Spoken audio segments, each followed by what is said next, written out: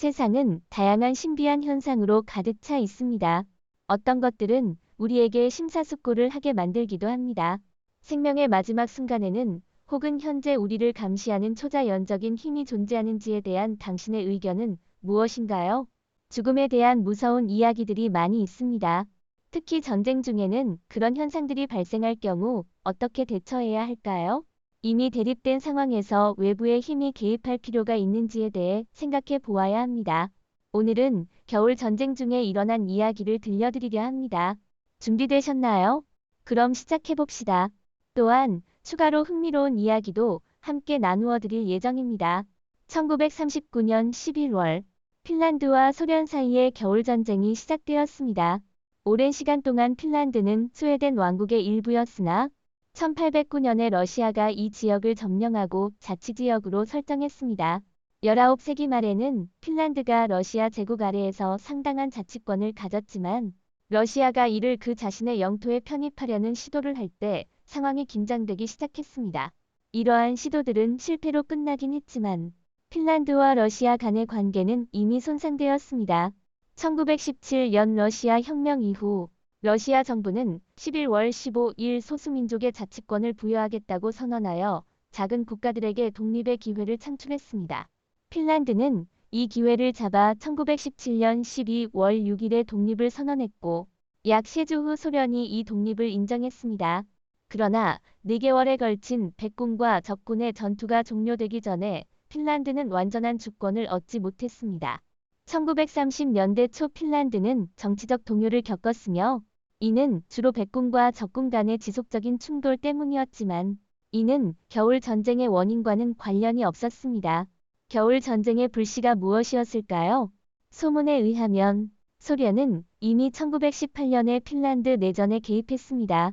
그러나 1918년 내전이 종료된 이후에도 양측은 평화조약을 체결하지 않았습니다. 1919년에 핀란드의 자원봉사군은 2번의 침공을 시도했지만 실패했습니다. 이 침공의 목표는 핀란드의 영토를 확장하고 바로네시 연안 지역을 통일하는 것이었습니다. 1920년 핀란드 공산당원들이 러시아 내부에서 만남의 만나임 대장을 암살 시도했습니다.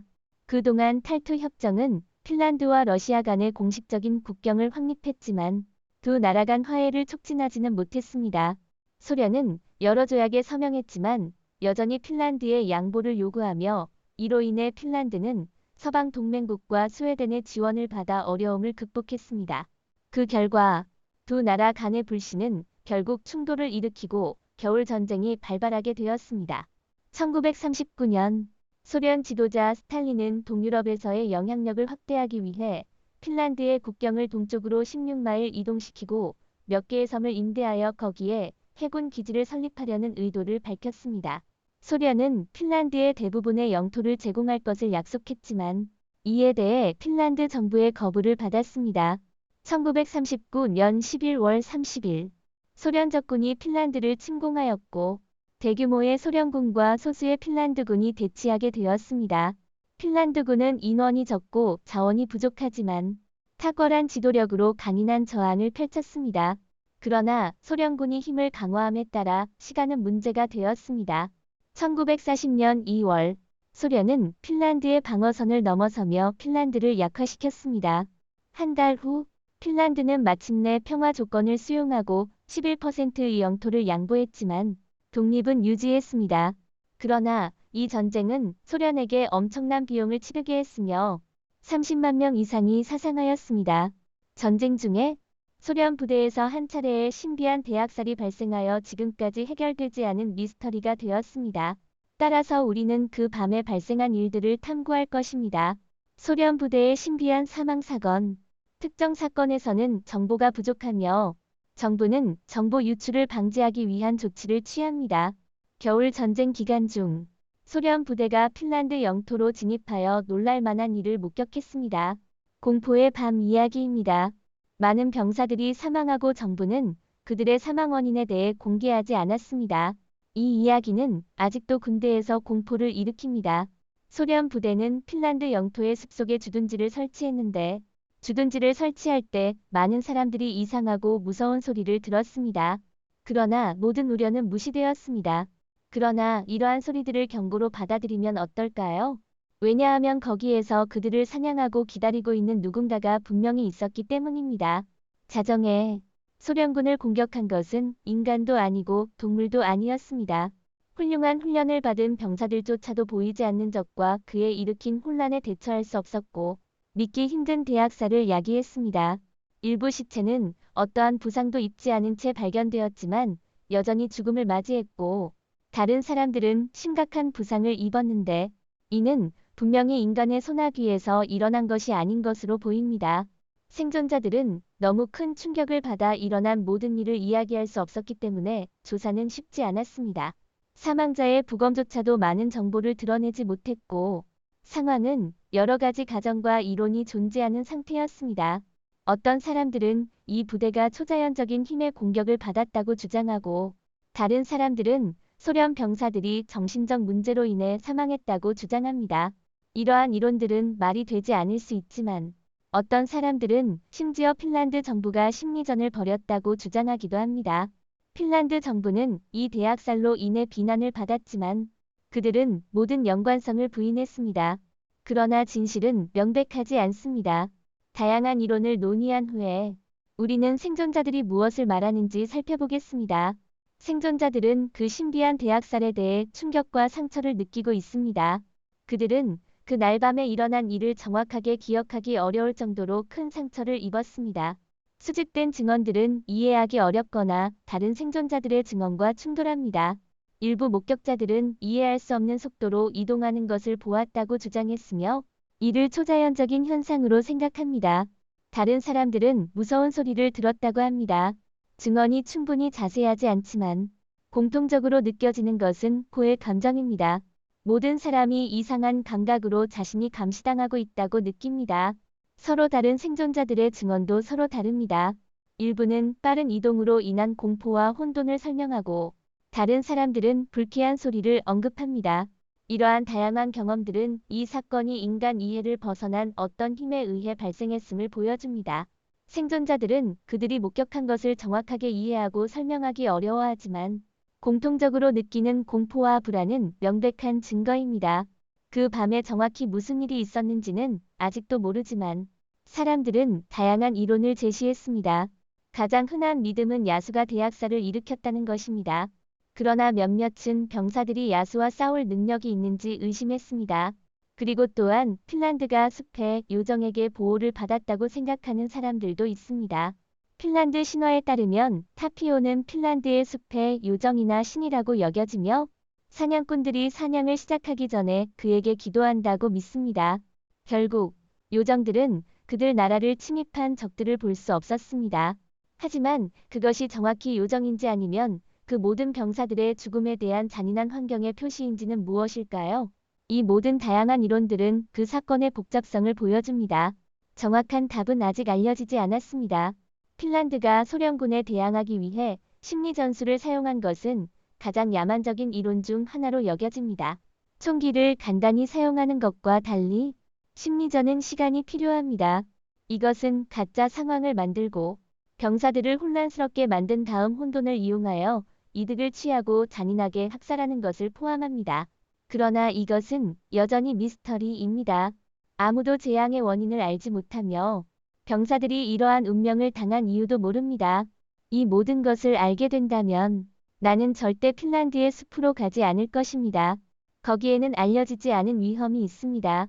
이것은 인간의 소행이 아니라 어떤 인간적이지 않은 힘이 병사들을 공격하고 이야기를 남긴 것 같습니다. 세계대전 기간에는 많은 미스터리가 발생했습니다. 이러한 사건들은 우리에게 이해할 수 없는 것을 마주할 때 많은 것을 아직 알지 못한다는 것을 상기시켜 줍니다. 이러한 이야기들은 우리의 호기심을 자극하고 세상에 대한 우리의 이해를 깊게 생각하게 만듭니다. 플라이트 19와 그 사건은 제2차 세계대전이 종료된 이후에 발생했습니다. 한 대의 비행기가 실종되었습니다. 이 비행은 버뮤다 삼각지역 이론의 핵심 사건 중 하나입니다. 이 비행기는 해상훈련 중이었으며 5대의 구름한 TBM 복수자 폭격기가 기지와의 연락을 끊었습니다. 결과적으로 마틴 PBM 마리너 비행기도 이륙했습니다. 그러나 놀랍게도 마리너 비행기도 사라졌습니다. 잔해도 발견되지 않았으며 승무원의 시신도 발견되지 않았습니다. 해군 조사관들은 낮과 밤을 가리지 않고 플라이트 19와 마리너를 찾으려고 노력했지만 아무것도 찾지 못했습니다. 이 사건은 핀란드 숲의 소련 부대 This incident was 사건과 pretty similar to 유사합니다. what happened to 그러나 the 이번 Soviet 사건은 division in the forests of 1959년 Finland. 2월 1일부터 2일까지 소련 북 우랄 산맥에서 일어났습니다. 9명의 등반가가 이상한 상황 속에서 산에서 사망했습니다. 이 등반 그룹은 경험이 풍부한 등반가들로 구성되어 있었으며 그들의 리더는 이고르 딜로프였습니다. 그들은 카타키 동부에 캠프를 설치했습니다. 그러나 그곳에서의 한밤은 공포 영화와 같았습니다. 한밤중 어느 순간 무엇이 일어났는지 모르겠지만 결과적으로 모든 사람들이 캠프를 떠났습니다. 중요한 것은 이 등반가들이 모두 영하 온도에 적합한 옷을 입지 않았다는 것입니다. 부검 결과 3명은 저온증으로 사망했지만 다른 6명은 살해되었습니다. 1명의 두개골이 다치고 2명의 가슴이 심각하게 다쳤으며 다른 1명의 두개골이 파괴되었습니다. 더 심각한 것은 4명의 등반가가 시내에서 이미 사망했다는 것입니다. 그중 3명의 얼굴과 머리가 심각하게 손상되었고 2명의 시신에는 눈이 없었습니다. 1명은 눈썹이 없었고 다른 1명은 혀가 없었습니다. 조사 결과 모든 이상하고 신비한 사망 사건의 원인은 강력한 자연력이라고 결론 지었습니다. 오늘까지 많은 사람들이 이 사건의 원인이 인간이 아닌 인간이 본 적이 없는 어떤 것이라고 믿고 있습니다. 이 사건은 여전히 신비한 이유를 갖고 있으며 사람들에게 공포와 호기심을 자아내는 충분한 소재를 제공합니다. 몽스 전투에서 영국군이 초자연적인 힘의 도움을 받았다는 주장은 매우 흥미롭습니다. 1914년 8월 영국 원정군은 몽스에서 첫 전투를 벌였습니다. 이 이야기는 1914년 8월 25일 영국 잡지에 실린 기사를 통해 널리 알려졌습니다. 이 기사는 초자연적인 힘이 영국의 결정적인 순간에 도움을 준 것을 기록했습니다. 이후에도 많은 유사한 증언들이 기록되었습니다. 일부는 중세 활잡이나 성조지와 같은 초자연적인 힘으로 묘사되었으며 다른 사람들은 그것을 빛나는 구름으로 묘사했습니다. 가장 인기 있는 버전 중 하나는 영국군을 지원하러 온 천사 전사를 목격한 이야기입니다. 이 이야기의 진실성은 명확하지 않지만 종교적 신념이 있는 사람들에게는 신의 개입이 이상한 것이 아닙니다. 이러한 이야기들은 우리가 역사적 사건을 이해하는 데 도움을 주며 더 깊이 생각하게 만듭니다. 무엇보다도 이러한 이야기들은 사람들에게 희망과 용기를 줍니다. 전쟁과 어둠의 시대에도 빛과 희망이 여전히 존재함을 기억하게 만듭니다. 코로바 그룹과 그 신비한 죽음 이야기는 비극적인 사건을 일으켰습니다. 카자흐스탄에서의 여행 그룹은 전문 등산가인 오다 코로바가 이끄는데 뜻밖의 비극을 맞았습니다. 1993년 8월 2일 그들은 말란 산맥을 건너기 시작했지만 날씨가 악화되고 비와 눈이 섞여 여정이 어려워졌습니다. 그럼에도 불구하고 그들은 계속 전진하고 도달할 수 없는 목표를 향해 노력했습니다. 이 팀은 총 7명이었으며 하강 중에 이미 6명이 사망했습니다. 유일한 생존자인 발렌티나 우코는 상황이 심각해지고 다른 팀원들이 넘어지고 구토한 후 갑자기 사망했다고 기억합니다. 6명이 거의 동시에 사망했고 그녀만이 살아남았습니다. 그녀는 의식을 잃었고 마침내 카약 여행자들에 의해 발견되고 구조되었습니다. 시체는 검시를 받았으며 결과는 의심스럽습니다. 낮은 체온과 단백질 부족의 증거가 있었지만 이는 제공된 경로를 따라 나아가지 못한 이유를 설명할 수 없습니다. 발렌티나의 생존에 대한 의문은 아직 풀리지 않았습니다. 또 다른 등반 그룹의 이야기도 똑같이 납득하기 어렵습니다. 1974년 8월에 엘리라 샤타야가 이끄는 팀이 700m 높이의 산봉우리로 향했습니다. 이 특별한 팀의 특이한 점은 모든 구성원이 여성이라는 것입니다. 그들은 8월 5일에 등반을 시작했지만 돌아오는 길에 어려움을 겪었습니다. 날씨가 매우 나빠져 엘리에나이에네이 산에서 밤을 보내야 했습니다.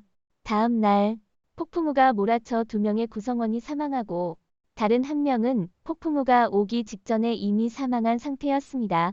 1명의 구성원은 생명이 위태로울 때 절망적인 외침을 내뱉었습니다. 그러나 이 이야기에는 여러 의문점이 존재합니다. 일부 사람들은 파노라마 사진에서 볼 수 있는 주전자로부터 팀이 폭풍을 겪지 않았을 수도 있다고 지적합니다. 또한 찢어진 텐트가 자연력에 의한 파괴가 아니라 인위적인 행위처럼 보입니다. 주변의 다른 그룹도 폭풍 후가 그 지역에 영향을 미치지 않았다고 진술합니다. 이 두 등반 그룹의 사망 사건은 여전히 수수께끼입니다. 실제로 이러한 사건들은 전 세계적으로 자주 발생하며 많은 사람들이 초자연적인 힘이 개입되었다고 믿고 있습니다. 신비로운 사망과 이해되지 않는 사건들은 우리가 세상에서 유일한 존재인지 아니면 증거를 지우기 위해 숨겨진 존재가 있는지에 대한 의문을 제기합니다. 모든 다른 이야기들이 어떤 형태의 설명을 가지고 있을 때 소련 군대가 이렇게 무서운 방식으로 사망한 것은 항상 최악의 이야기로 남게 됩니다. 이러한 사건들은 우리의 상상을 초월하며 신비와 미스터리로 가득 차 있습니다. 이러한 사건들을 통해 우리는 여전히 이 세계에 알려지지 않은 영역과 우리가 아직 이해하지 못한 것들에 대해 심도 있게 고찰하게 됩니다. 오늘 영상은 여기서 마치겠습니다. 시청해주신 모든 분들께 감사드립니다. 이 영상이 마음에 드셨다면 좋아요, 공유, 채널 구독을 잊지 마시고 저희와 함께 더 흥미로운 콘텐츠를 살펴보세요. 더 흥미로운 지식과 흥미로운 내용을 공유하려면 업데이트에 주의를 기울이십시오. 다음 영상에서도 또 뵙길 기대하겠습니다.